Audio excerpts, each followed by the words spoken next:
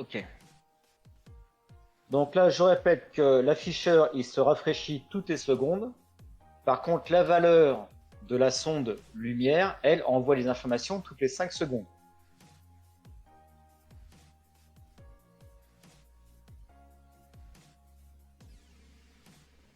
Voilà.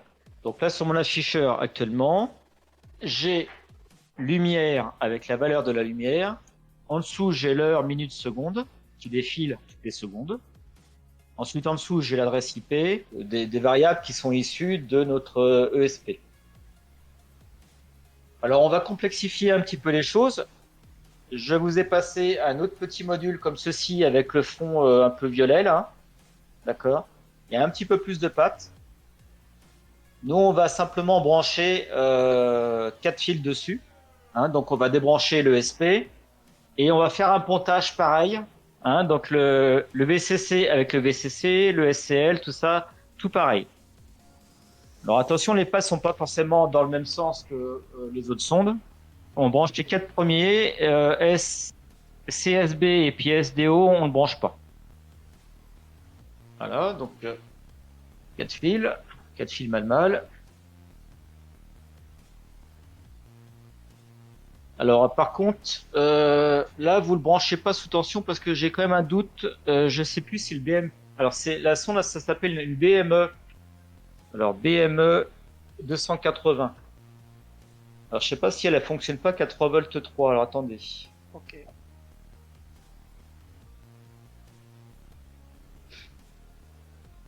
Là il marque 5 volts. Alors je sais plus. Je sais qu'il y a une sonde qui se branche absolument en 3 volts 3, mais apparemment là il me dit 5 volts. Alors c'est une BMP par contre, oui, BMP compatible. Donc on va le mettre en 5 volts. Je pense qu'il n'y a pas de souci là-dessus. Alors, attention d'alimentation jusqu'à 5 volts. Bon bah écoutez, ok. Alors, le fil rouge sur le plus 5 volts. Donc on peut aller chercher toujours pareil avec l'alimentation. Les fils sont assez longs en général. Donc ça sur le VCC. Le plus 5 volts sur le VCC. Le fil noir sur le GND.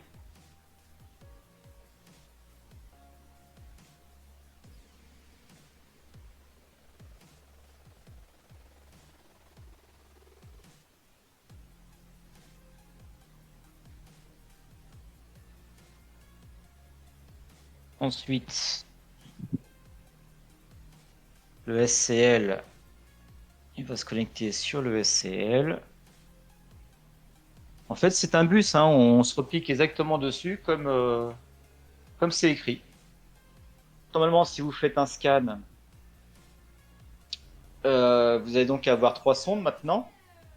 Donc 0x23, c'est la sonde de lumière, 0x3C, c'est l'afficheur, et la 0x76, c'est donc la sonde de la BME 280. Alors l'avantage de cette sonde BME 280, pourquoi elle est chère? Parce que vous avez vu qu'il y a un tout petit circuit dessus. La sonde en fait a fait 2 mm par 2 mm à peu près. Et dedans, vous avez donc des circuits électroniques qui permettent d'afficher non seulement la température, l'humidité et la pression atmosphérique. Donc, on va créer ce device. Donc, on va prendre la tâche numéro 3, par exemple. Je vais donc créer ici la BME. Alors, il y a BMP et BME. Alors, nous, c'est une BME 280 qui est mieux que la BMP 280. Donc, on prend BMX 280, comme ceci. Là, je vais l'appeler sonde avec un S que j'active. L'adresse par défaut, c'est 0x76. Vous savez que suivant l'altitude, on peut avoir un petit décalage par rapport à la température. Donc là, bon, je le laisse on est en région parisienne, hein, donc on est à maximum 50-60 mètres de hauteur par rapport au niveau de la mer. Donc c'est pas ça qui va jouer beaucoup. Donc là, je le laisse à 0 mètre et la température offset, c'est le décalage par rapport à la température réelle de la pièce. Donc si vous avez un thermomètre étalon, par exemple, donc un appareil de contrôle étalon, Bah, vous mesurez déjà votre température qu'il y a dans la pièce. Si, mettons, il vous affiche 22 degrés et que la sonde elle vous affiche 22,5, et ben, vous faites dans ce cas-là un décalage de moins 0,5. Je recrée une autre sonde qui s'appelle une BMP. Ouais, mais là, je vais pas la voir celle-là. Si je fais une BMP 180.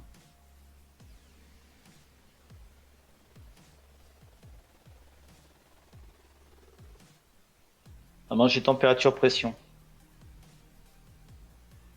Alors ça donne quoi ça?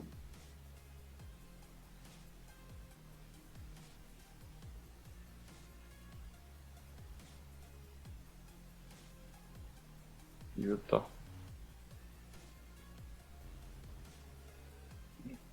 Je regarde si j'ai pas une autre sonde. Parce que si c'est pas la bonne sonde, forcément il va pas afficher.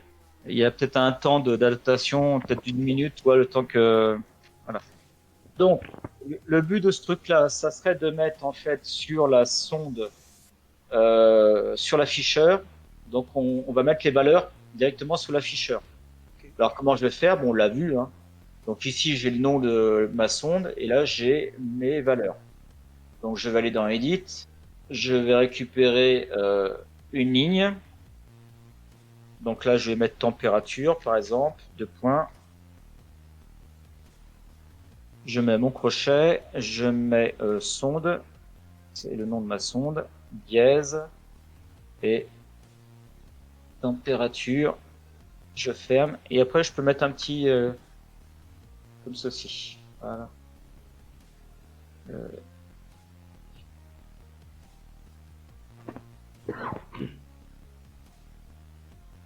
Hygrométrie, deux points, j'ouvre les crochets, donc sonde, dièse, et là c'était humidity, je crois.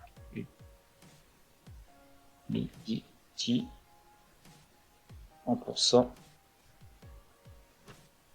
Et en dessous c'était pression. Je crochets, sonde, avec un S, dièse et présure.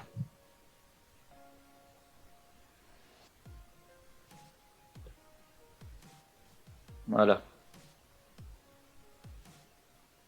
Hop, submit.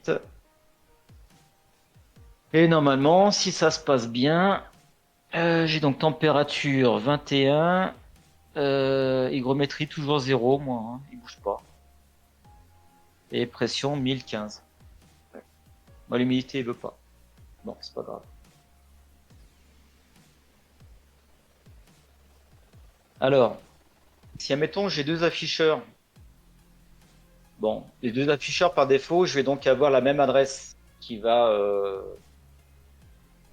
parler, hein. Donc ça va être 0x3c.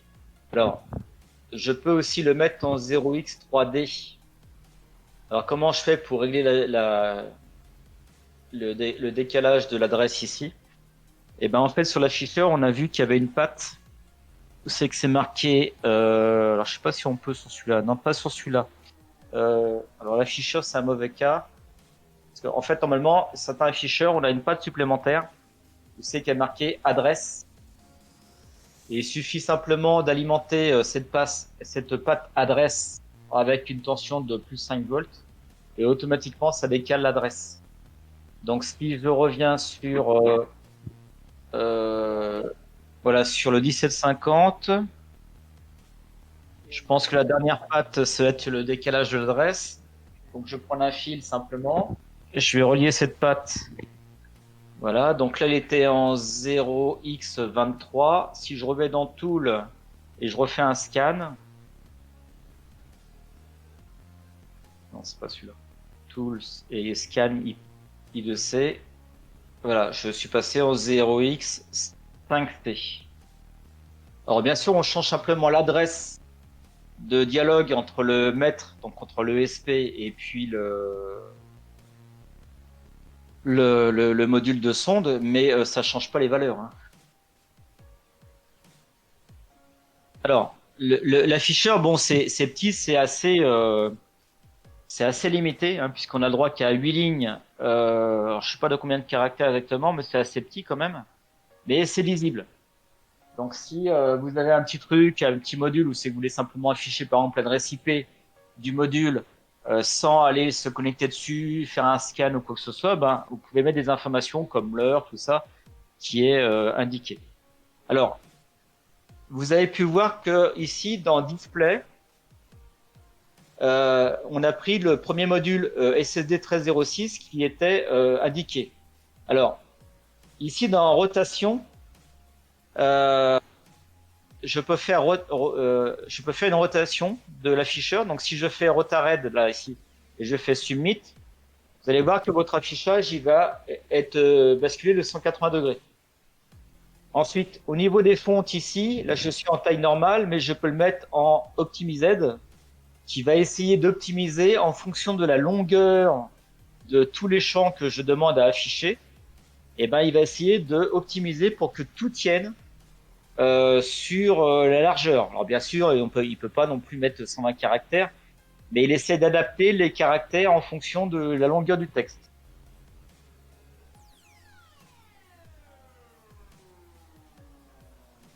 Voilà, tout à l'heure, moi, j'avais pas les pourcentages, là maintenant, je les ai.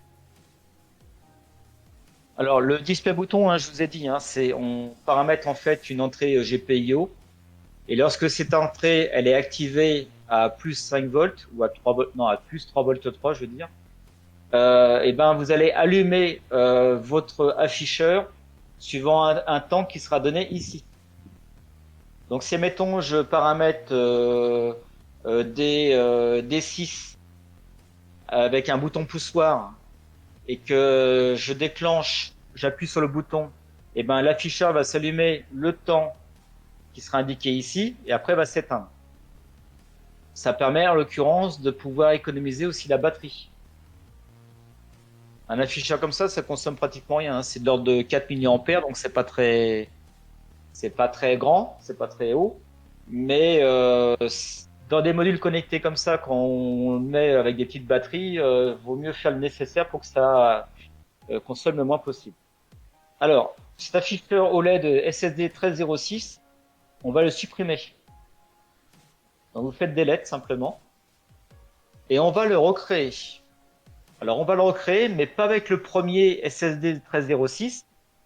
On va mettre le SSD 1306, mais il est aussi compatible avec le SH1106, qui est son petit frère, on va dire, mais il est framed, c'est-à-dire qu'il est avec Vous allez voir, il y a un scrolling. Donc, on va prendre le framed. Je vais lui remettre le même nom. Je vais activer la même adresse. Lui, c'est bien 128 par 64. Alors là, vous voyez le SH1106. Il a 4 pixels en plus. Hein, il a une résolution de 132 par 64 à la place de 128 par 64. C'est le même prix. Donc la taille, on va prendre 128 par 64. Rotation, je vais le laisser sur normal pour moi. Et là, vous allez lui mettre le nombre de lignes par page. Alors là, on a vu qu'on avait la température, hygrométrie, pression. Et puis on a la lumière. Donc on va dire 4 lignes. Hein, normalement, vous pouvez aller jusqu'à 4 maximum. Ensuite, le scroll, on va mettre very slow. Hein, il y a plusieurs vitesses. Il y a le vraiment lent, le fast, le very fast, et après l'instantané. Alors l'instantané, ça bouffe pas mal de ressources au niveau du bus, hein, parce que lui, l'ESP sera obligé d'envoyer des instructions assez rapidement. Le problème, c'est que s'il envoie très rapidement, bah, il laisse plus de moments aux sondes de dialoguer avec lui. Hein. Je rappelle qu'il est à 400 kHz. Donc, bon, il faut quand même, à part s'il y a deux, trois sondes, ça va. Mais si, admettons, vous avez une cinquantaine de sondes à afficher, bah, il risque d'y avoir des petits problèmes. Alors, tout ça, je vais le laisser à zéro. Là, ici, le contraste, vous avez trois niveaux de lumière différentes. Vous avez le bas, le médium ou le haut. Hein, donc là, je vais le laisser à height. Il n'y a pas de problème. Et ensuite, ici, vous avez possibilité de modifier l'entête. Alors, est-ce que je veux afficher ou non l'entête? Alors, qu'est-ce que je veux dans l'entête? Est-ce que je veux mettre le SSID, donc le nom du réseau Wi-Fi? Est-ce que vous voulez mettre le nom de votre ESP, l'adresse IP, l'adresse MAC, le niveau du signal? Enfin, vous voyez, il y a pas mal de petits trucs système comme ceci qu'on peut afficher. Donc là, je sais pas, je vais lui mettre, admettons, le nom système. Alors, il y a deux modes. Il y a le nom système, et puis après, en alternance, on peut afficher aussi, par exemple, le nom du réseau ou autre chose, hein. Bon, je laisse comme ça. Vous allez comprendre tout de suite après quand on va le faire. Alors, en ligne 1, je vais afficher la sonde de température. En 2, je vais afficher la sonde d'hygrométrie.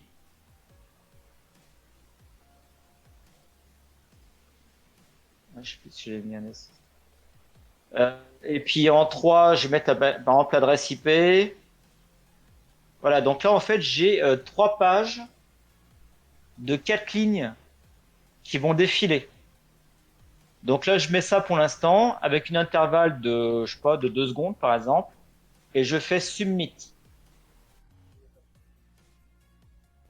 Voilà, une fois que c'est submit, ben normalement sur votre afficheur vous allez voir directement le scrolling avec les valeurs qui vont défiler. Alors la valeur de 2 secondes c'est peut-être un peu court, peut-être le mettre à 5 secondes. Parce qu'il a à peine fini d'afficher que déjà il enchaîne l'autre page derrière.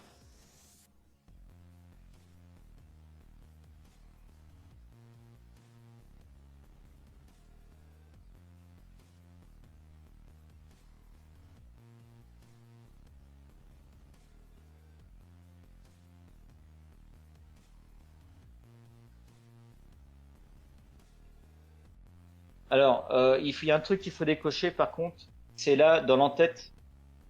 Alors là, ça veut dire que je cache l'entête. Donc là, je décoche et tu vas voir que l'entête il va changer. En fait, sur l'entête, ça va t'afficher ton heure à gauche, le nom de ton ESP et en alternance avec ton nom de réseau, hein, si tu as mis comme moi. Ensuite, à droite, tu vas avoir des chevrons qui vont te donner en fait ton niveau de signal.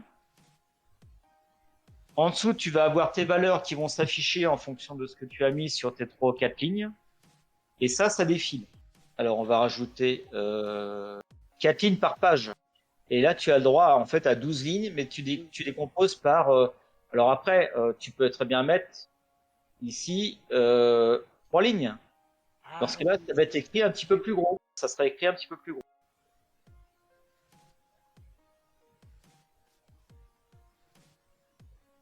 Alors moi, je vais rajouter quelques trucs.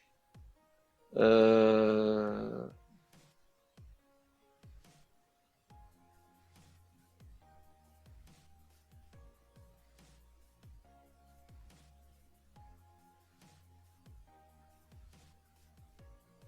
Voilà, et puis je vais montrer à l'écran. Alors, voilà, c'est à peu près, donc ça fait flou forcément.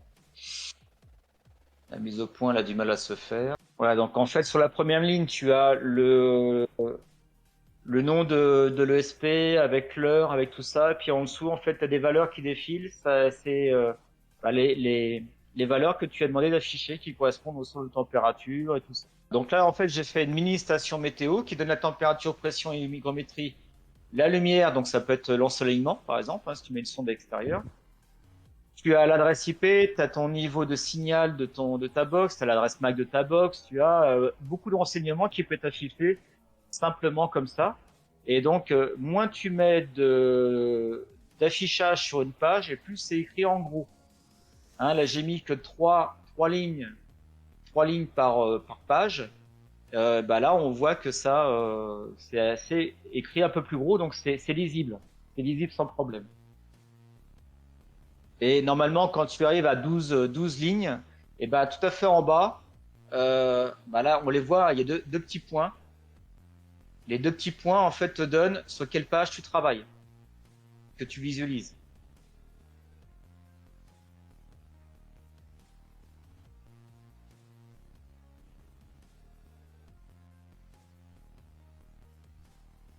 Alors, j'avais montré ça, c'est vendu un peu cher.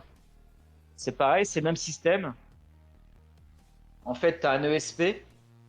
De chaque côté, tu as des pattes pour brancher les GPIO. Donc, tu peux brancher des sondes complémentaires. Là, tu as une sonde de température. Donc, tu branches ta sonde de température à l'emplacement qui est prévu.